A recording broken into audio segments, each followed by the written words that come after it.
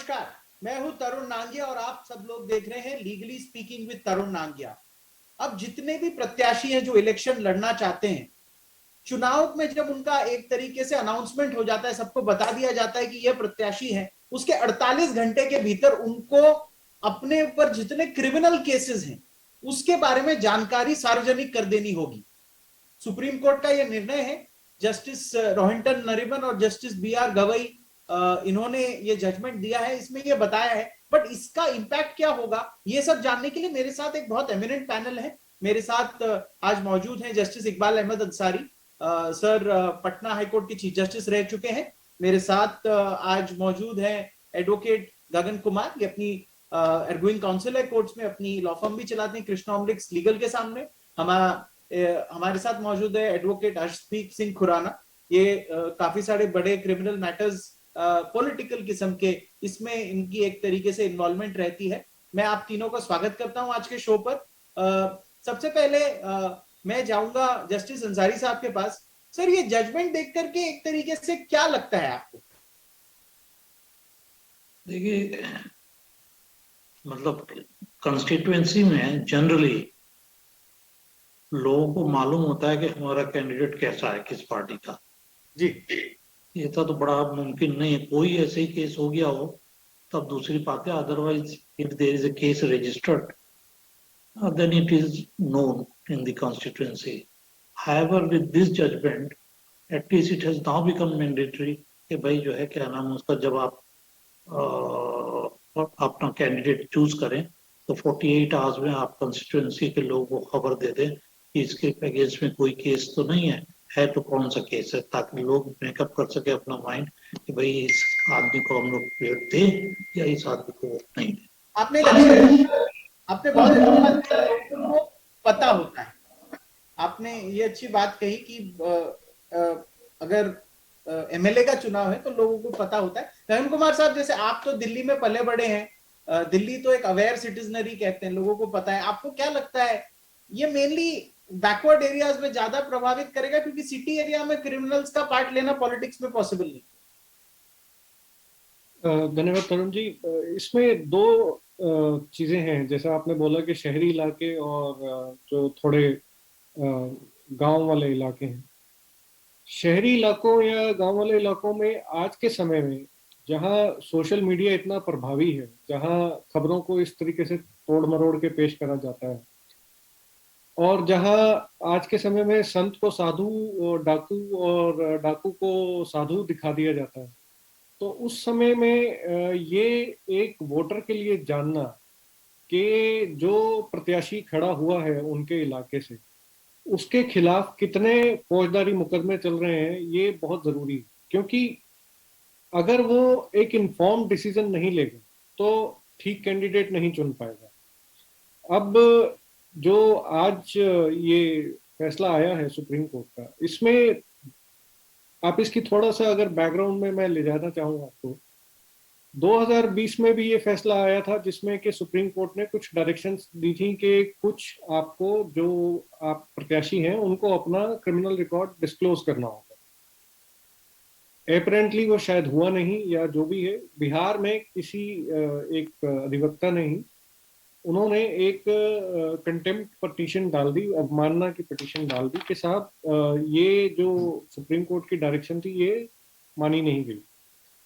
और उसके जवाब में जब ये बहस हुई आगे, तो सुप्रीम कोर्ट थोड़ा सा हिचकिचाया एक तरीके से कि भाई ये हो क्या रहा है इस देश में।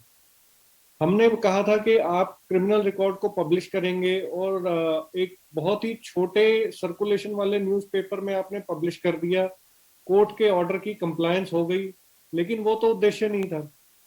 तो अब जो फैसला जस्टिस नरीमन ने उसको थोड़ा सा मॉडिफाई करके बोला कि एक तो आप केस नंबर बताएंगे कि केस नंबर क्या है जिसमें ये क्रिमिनल केस चल रहा है। दूसरे, आपको ये भी बताना होगा पॉलिटिकल पार्टी को कि कोई और प्रत्याशी क्यों नहीं मिला उनको, और विनेबिलिटी कोई आर्ग्यूमेंट नहीं है, आपको उसके मेरिट्स बताने होंगे कि आपने क्यों चुना एक स्पेसिफिक प्रत्याशी को। और तीसरे, अब फेसबुक और ट्विटर पे भी आपको डालना पड़ेगा। तो पर्पस ये है कि पब्लिक एक इन्फॉर्म डिसीजन ले। और अब गांवों में भी, जो आपका पहला सवाल था कि गांवों में भी अब सोशल मीडिया की रीच काफी गहरी है, तो वोटर एक समझा सूझा बूझा फैसला ले। गगन कुमार जी, आपने बहुत अच्छी हमसे 3 पॉइंट साझा किए। एक तो ट्विटर फेसबुक वाला, तो सबसे अच्छी जो जजमेंट की बात आपने बताई कि ये और कोई प्रत्याशी क्यों नहीं चुना, क्योंकि हमने देखा है कि रेपिस्ट्स और मर्डरर्स जो बोनाफाइडे गुंडे हैं, मतलब ऐसे लोग जिनके साथ आप बैठ नहीं सकते, उठ बैठ नहीं सकते, मिलना तो दूर, वो लॉ मेकर कैसे बन जाते हैं देश में। जजमेंट तो काफी अच्छा लग रहा है इसके। अर्शदीप सिंह खुराना जी के पास जाना चाहूंगा। अर्शदीप जी, आप कैसे देखते हैं इस जजमेंट को? इसका सोसाइटी पे क्या इम्पैक्ट होगा, जो जस्टिस नरीमन, जस्टिस भूषण गवई ने जो ये जजमेंट दिया है? देखिए, जैसे सबने कहा, जजमेंट बहुत ही इंपॉर्टेंट और महत्वपूर्ण जजमेंट है, बिकॉज इसको जो लिंक किया सुप्रीम कोर्ट ने कि सिटीजन्स का फंडामेंटल राइट है टू नो कि उनके कैंडिडेट्स का बैकग्राउंड क्या है। So in that context it is बहुत जरूरी है कि सिटीजन को पता चले कि हमारा कैंडिडेट का बैकग्राउंड क्या है और क्या कारण है कि पॉलिटिकल पार्टी ने उस कैंडिडेट को चुना क्रिमिनल एंटीसीडेंट होने के बावजूद, और क्यों दूसरे कैंडिडेट्स को नहीं चुना गया। तो वो बहुत ही महत्वपूर्ण जजमेंट है और बहुत ही बैलेंस्ड जजमेंट भी है, बिकॉज अगर इसका थोड़ा सा बैकग्राउंड देखें, ये केस जब शुरू हुआ था तब प्रेयर कोर्ट को ये थी कि जिन कैंडिडेट्स का क्रिमिनल बैकग्राउंड है और कोर्ट्स में उनके खिलाफ चार्ज फ्रेम कर दी गई, उनको बैन कर देना चाहिए, उनको एमपी एमएलए नहीं रहना चाहिए। सुप्रीम कोर्ट ने वो रिजेक्ट करी प्रेयर, बोला वो तो पार्लियामेंट का काम है बनाना।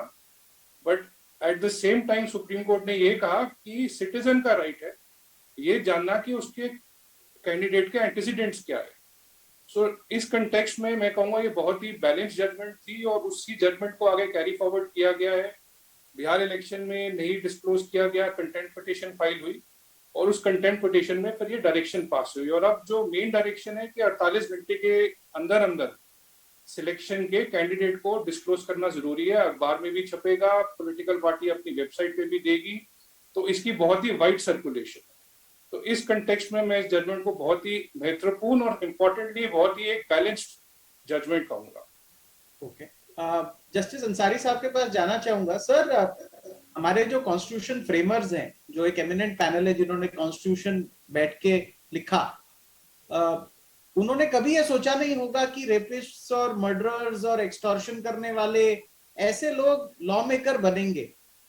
इस देश में एक लॉयर बनना ही इतनी बड़ी बात होती है कि आप लॉयर बनने के बावजूद भी ये एक तरीके से कैपेबिलिटी आने में कि लॉ बनाए, उतनी मेच्योरिटी आने में हर लॉयर के पास नहीं होती है। उसमें भी एक लेवल आपको बहुत उसमें प्रयास करना पड़ता है, तब जाकर के ये आपका इंटेलिजेंस लेवल होता है, तब आप उस तरह के आदमी बन पाते हैं। आप बिल्कुल ही कोई सड़क छाप आदमी और गुंडे को सिर्फ वो इलेक्शन जीत जाता है और वो लॉ मेकर, यानी कि वो एक तरीके से वो लॉ बनाए जिससे वो कोर्ट को डायरेक्शन या कोर्ट उसको अमल करे। ये तो एक बुरी सिचुएशन में हमने आपको अपने आप को लाके रख दिया। आपको क्या नहीं लगता है? देखिए, ऐसा है कि इसमें एक चीज जो हमें याद रखनी चाहिए, जब कॉन्स्टिट्यूशन बना था तो ऐसे बहुत कम लोग होंगे जो जेल नहीं गए थे और या जिनके खिलाफ कोई क्रिमिनल केस नहीं था। आफ्टर ऑल जो सेडिशन के केसेस थे वो पॉलिटिकल पार्ट एक्टिविस्ट के अगेंस्ट में ही थे, उन केसेस को विड्रॉ किया गया, फिर वो फाइल किए गए। तो ऐसा नहीं था कि आपका बैकग्राउंड खत्म हो जाता है। उस लिहाज से इस टाइप का कोई रिजर्वेशन नहीं देना संविधान में, उसका एक कारण तो है। दूसरा ये है कि जो क्यों आपने सिलेक्ट किया, ये उस कैंडिडेट के लिए आएगा जो जिसका क्रिमिनल बैकग्राउंड खराब हो। अगर मेरे क्रिमिनल बैकग्राउंड में वो प्रॉब्लम नहीं है, मेरा कोई क्रिमिनल बैकग्राउंड नहीं है, कोई केस नहीं है मेरे अगेंस्ट में, मुझे पार्टी ने चुना और अगर बोलता है कि भाई ये जीतने वाला कैंडिडेट इसलिए मैंने चुना, तो आप किसी और कैंडिडेट के बारे में नहीं बोल सकते कि why candidate has not been chosen, why X has been chosen. That's not a part of the court system per se. Criminal background does not disqualify a person except what the law lays down. Okay. How much is the position? एक interesting चीज ध्यान में आ रही है। अगर कोई legislator financial fraud, white collar crime करे, वो गगन कुमार जी के पास जाता है, और अगर वो कोई दूसरे टाइप का क्राइम करे तो अर्शदीप जी के पास जाता है। बिकॉज मुझे प्राइवेटली पता है ये दोनों ही ऐसे लोगों का एक तरीके से डिफेंड करते हैं कोर्ट्स में। एक लाइटर वेन में मैं सवाल पूछना चाहूंगा, एक जो हमारे वोटर्स होते हैं, क्या उसमें अवेयरनेस गगन कुमार जी आपको नहीं लगती है कि जो वोटर है वो एक क्रिमिनल के लिए वोट डालता है? क्या एक क्या बोलते हैं, जो कम डेवलप्ड माइंड का प्रोडक्ट है, या हमारे देश में अभी तक वो मेच्योरिटी नहीं आई है आपके हिसाब से? नहीं, मैं इस बात से सहमत नहीं होऊंगा। मैं तो वो गाना राजेश खन्ना साहब का बहुत मशहूर है, ये पब्लिक है ये सब जानती। आप अगर इसकी जड़ में जाएं, आप किसी भी इलाके में जहां आपने देखा होगा कि कोई बाहुबली चुनाव जीत के आता है, अगर आप वहां का थोड़ा सा सर्वे करेंगे और मुआयना करेंगे तो देखेंगे कि वो जनरली जो बाहुबली है वो उस इलाके में माइनॉरिटी को रिप्रेजेंट करता है। अब वो कास्ट बेस्ड हो सकती है, रिलीजन बेस्ड हो सकती है, किसी भी वजह से हो सकती है। होता क्या है कि छोटे इलाकों में जो मेरा तजुर्बा रहा कि मेरे खेत पे कोई बाहुबली आके कब्जा कर गया, मैं पुलिस में शिकायत लिखवाने जाता हूँ, वो कोई नहीं सुनवाई होती। मैं कोर्ट में केस फाइल करता हूँ, वो जब सुना जाएगा तब सुना जाएगा, तब तक मेरे खेत पे कब्जा हो गया। अब मैं किसी बाहुबली के पास जाता हूँ और वो 2 घंटे में खेत खाली करवा देता है। तो जो यहाँ पे जड़ है वो पब्लिक अवेयरनेस नहीं है, वो जड़ है सरकारी मशीनरी का कहीं ना कहीं फेल होना। क्योंकि एक कोई भी नागरिक होगा, वो जब उसका विश्वास उठता है तो वो जाता है अपने एक नेता के पास, और वो नेता जो उसको न्याय दिलावे, अब वो कानूनी तौर पे, संवैधानिक तौर पे दिलाए या क्रांतिकारी रूप से दिलाए। समस्या ये है कि जब वो क्रांतिकारी रूप लेने लगता है तब डेमोक्रेसी खतरे में आ जाती है। आपने बहुत एक मेच्योर कमेंट किया है गगन कुमार जी, ये सच बात है। कोर्ट सिस्टम में बहुत समय लगता है इस देश में, बहुत बार पुलिस इंटरवीन नहीं कर पाती है पॉलिटिकल प्रेशर के वजह से। ऐसा क्रिटिसिज्म है, हमने उत्तर प्रदेश बिहार में खास करके ये देखा है कि ये प्रॉब्लम होता है। हमें अंसारी साहब ज्यादा बता पाएंगे इस बारे में, लेकिन मैं हर्षदीप सिंह खुराना के पास जाना चाहूंगा। हर्षदीप जी, हमारे देश में लेकिन एक वो भी चीज होती है, कैसे जो विंडिक्टिव पॉलिटिक्स, जो भी पावर में आता है वो दूसरे नेता के ऊपर केस करता है, उसको फंसाता है। तो उसमें शायद नेता किसी डर में तो नहीं है कि कोई भी जब ये पावर में आएगा तो उसके ऊपर केस होंगे, ये होगा तो उसमें होंगे, और वो बहुत बार जेन्युइन भी नहीं होते। दो तरीके इसको देखने के। ये बात तो कई हद तक ठीक है कि बहुत सारे केसेस हमारे नेता पे पॉलिटिकल केसेस होते हैं, हमने देखा भी है और हमने कोर्ट्स में भी देखा है, काफी होते हैं। तो इसीलिए मैं अपने पुरानी बात पे वापस आऊंगा कि ये आज जो सुप्रीम कोर्ट ने हमारी कहा है कि आप केस नंबर दीजिए, आप डिस्क्लोज कीजिए क्या केस चल रहा है, क्या प्रोसीडिंग है, और क्या पॉलिटिकल पार्टी ने किस कारण आपको चुना है, उसमें आपके मेरिट्स भी देखे जाएंगे, आपकी क्वालिफिकेशन क्या है। तो दोनों तरफ की उसके केसेस भी क्या है और उसका मेरिट्स भी क्या है, ये दोनों चीजें सिटीजन को बताई जा रही है। इसीलिए सिटीजन फुली अवेयर होके कि क्रिमिनल केसेस भी देख के, एक कैंडिडेट के मेरिट्स भी देख के वोट करता है। और जैसा कि आपने कहा कि टेंडेंसी है पॉलिटिकल केसेस हमारे होने की हमारे देश में, जो होते भी है। सो ये ठीक है, अब इनको सिटीजन को पता चलना चाहिए, डिस्क्लोजर होएगा और ये बैलेंस्ड एक जजमेंट है, मैं यही कहूँगा। मैं जस्टिस अंसारी साहब के पास जाऊंगा। सर, हमारे जो लॉ मेकर्स हैं मैच्योर इंडिविजुअल्स होते हैं, कुछ मतलब ज्यादा करके अच्छे लोग होते हैं। ऐसे लोगों की देख रेख में भी अगर गुंडों को टिकट मिलने लगे पिछले 30-35 साल में, और मतलब जो ओपनली गुंडे थे, क्रिमिनल्स थे, उनको टिकट मिलने लगे, उनको नेता कहे जाना लगा एक तरीके से, तो ये क्या पॉलिटिकल सिस्टम का कहीं ना कहीं फेलियर है, जिसको कोर्ट ने करेक्ट करने की कोशिश की? कोर्ट ने रियलाइज किया कि पॉलिटिशियंस में बहुत विद्वान लोग बैठे हैं पर वो काम नहीं कर रहे। तरुण, आपने सही पॉइंट पकड़ा है। ये जहां तक समाज है उसने एक्सेप्ट करना शुरू कर दिया है ऐसे कैंडिडेट को भी जिनका पॉलिटिकल क्रिमिनल बैकग्राउंड है, वो और उससे जो है वो पॉलिटिशियंस निकल नहीं पाए हैं या इतना स्ट्रांग नहीं है कि उससे निकल जाए, क्योंकि उनको हर हाल में इलेक्शन जीतना है।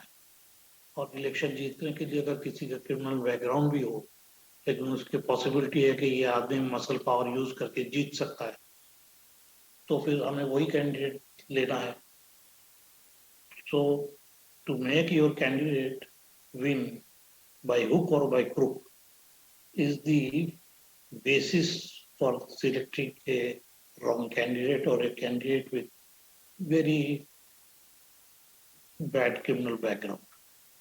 इस लिहाज से सुप्रीम कोर्ट का ये जजमेंट जो सिंह साहब ने ठीक ही बोला है कि बड़ा इम्पोर्टेंट है, और इस पर अगर पूरी तरह से अमल किया जाए इन लेटर इन स्पिरिट तो कुछ तो लोगों को पता लगेगा, लेकिन ये है कि उसके बावजूद क्रिमिनल लोग नहीं आएंगे ऐसा मुझे लगता नहीं है। बहुत आप ये अच्छी चीज पॉइंट आउट कर रहे हैं। मैं गगन कुमार जी के पास जाऊंगा। एक फाइनर एलिमेंट ऑफ डेमोक्रेसी है, यानी एक महीन तरीके की चीज ऑब्जर्व करने वाली है। कोई सफेद पोश आदमी है पर है वो गुंडा, उसके ऊपर केसेस कोई नहीं है पर सबको पता है इससे बड़ा गुंडा भी कोई नहीं है। हमारे देश में ऐसी भी टाइप की पॉलिटिक्स प्रैक्टिस होती है। कोर्ट इस पे कोई एक तरीके से लगाम नहीं लगा सकता। आपको लगता है आखिर में जो एक तरीके से रिस्पॉन्सिबिलिटी है वो पॉलिटिकल पार्टीज पे ही होगी कि आपको कैसी राजनीति इस देश में करनी, कि आपको ऐसे लोग जो मारपीटी करें वैसे लोगों को प्रोत्साहन देना है या लॉ मेकर को प्रोत्साहन देना? तरुण नायक, दो और इम्पोर्टेंट फैसले आए हैं। एक तो ये आया है कि अगर किसी पॉलिटिशियन का केस चल रहा है और सरकार बदल जाती है तो दूसरी सरकार सुओ मोटो उस केस को विड्रॉ नहीं करेगी। और दूसरा फैसला ये आया है कि अगर कहीं ऐसा केस चल रहा है तो जज का तबादला नहीं। तो ये पिछले 48 घंटे में सुप्रीम कोर्ट ने बहुत ये अहम फैसले लिए। लेकिन आपकी बात पे आते हुए वापस, जनता जनार्दन है और जनता को सब पता है, लेकिन जनता ये भी देख रही है कि लेसर इविल कौन है। अगर आप देखें कि भ्रष्टाचार हमारे देश में और दुनिया के कई देशों में मुद्दा रहा है कई दशकों से, और सरकारें बदल गई, नए नेता आ गए भ्रष्टाचार के नाम पर के, भ्रष्टाचार हटाने के नाम पर के, लेकिन भ्रष्टाचार नहीं हटा। जो एक कल तक जो एक मामूली नेता था जो हमारे साथ बैठ के चाय पीता था या पकोड़े खाता था, आज वो एक बंगलों में रह रहा है और उससे मिलने के लिए टाइम लेना पड़ रहा है, जो भ्रष्टाचार के बात पे आगे बढ़े। सवाल ये है कि इंडिविजुअल इंटीग्रिटी, कोई भी देश है वो एक इंडिविजुअल से बनता है। इंडिविजुअल उस देश की सबसे छोटी यूनिट होता है। जब तक इंडिविजुअल इंटीग्रिटी नहीं बदलेगी तब तक समाज नहीं बदलेगा, समाज नहीं बदलेगा, देश नहीं बदलेगा। 21 सेकंड का आपसे आंसर चाहूंगा, फिर मैं हर्षदीप जी के पास जाऊंगा। इस देश में मेरा सवाल बहुत इंपॉर्टेंट है, क्या जो व्हाइट कॉलर क्रिमिनल है जो 1000 करोड़ 2000 करोड़ का स्कैम करता है, उसको लोगों को फिर एक तरीके से चुनने में ज्यादा संकोच नहीं है, पर जो रेपिस्ट मर्डर टाइप के लोग हैं उनको चुनने में भी थोड़ा सा क्रिटिसिज्म उनका ज्यादा होता है? अगर आप सोशल इंपैक्ट देखें तो 5000 करोड़ का गबन कर गया वो शायद इससे ज्यादा खतरनाक है जो एक आइसोलेटेड इंसिडेंट में। कंपेयर नहीं कर रहा क्राइम को, लेकिन अगर कंपेयर करने पे आऊं तो जो फाइनेंशियल फ्रॉड बड़े करते हैं, आपको लगता है देश में लोग फॉरगिविंग है फाइनेंशियल फ्रॉडस्टर्स को एक तरीके से माफ कर देते हैं? जैसा जस्टिस अंसारी ने बोला कि एक्सेप्टेबिलिटी आ गई, और चूंकि ये लगता है कि वो हमें इमीडिएट थ्रेट नहीं है, वो फ्रॉड कर रहा है, वो धीरे धीरे कर रहा है, वो किसी और तरीके से कर रहा है, पैसे लेके जा रहा है, लेकिन वो मेरे को इमीडिएट थ्रेट नहीं है, इसलिए वो मुझे बुरा आदमी नहीं लग रहा। ठीक है, आपका पॉइंट क्या है? अर्शदीप जी आप बताएं। जहां तक सवाल व्हाइट कॉलर क्रिमिनल्स का है, ये बात तो ठीक है कि जो हमारी सिटीजन है उसकी इतनी शायद इंटरैक्शन नहीं है या वो नहीं देखता, तो उसको नहीं पता कि व्हाइट कॉलर क्राइम कैसे होता है। और जो दूसरे किस्म के क्राइम्स है जैसे रेप है, डकैती है और किस्म के जो क्राइम्स है, उसमें ज्यादा जो लोकल सिटीजन है अपनी कॉन्स्टिट्यूंसी का वो ज्यादा देखता है, उसकी ज्यादा इंटरैक्शन है, ज्यादा देखता है। और तो ये तो फर्क है दोनों चीजों में, ये फर्क है। तो अभी समय बहुत कम है इसलिए मैं शो की समाप्त करता हूं, लेकिन हमारे देश में ये आम बात है कि कोई नेता भूमाफिया है ऐसा कहा जाता है, कोई नेता मर्डरर है, कोई उगाही करता है, किसी के अलग अलग प्रोफेशंस है। सारे ऐसे नहीं है लेकिन काफी ऐसे हैं। क्या ये एक तरीके से परिभाषा बदलनी चाहिए? कोर्ट ने अच्छी शुरुआत की है। मैं हर बार कहता हूं कि इस देश को कोर्ट और इस डेमोक्रेसी को एक तरीके से परिपक्व बनाने में कोर्ट की भूमिका इस देश में बहुत ज्यादा है। तो जस्टिस नरीमन, जस्टिस भूषण गवई ने जो फैसला दिया ये उसको और आगे ले जाता है। Deepening democracy in India, democracy को डीपन करना, ये कोर्ट इस देश को एक तरीके से उस रास्ते पर ले जाता है। मैं अंसारी साहब का, जस्टिस अंसारी साहब का, गगन कुमार जी का, हरदीप सिंह खुराना जी का, वो आए, उसका एक तरीके से मैं उनका थैंक यू करना चाहता हूँ। थैंक यू सो मच, बहुत बहुत नमस्कार।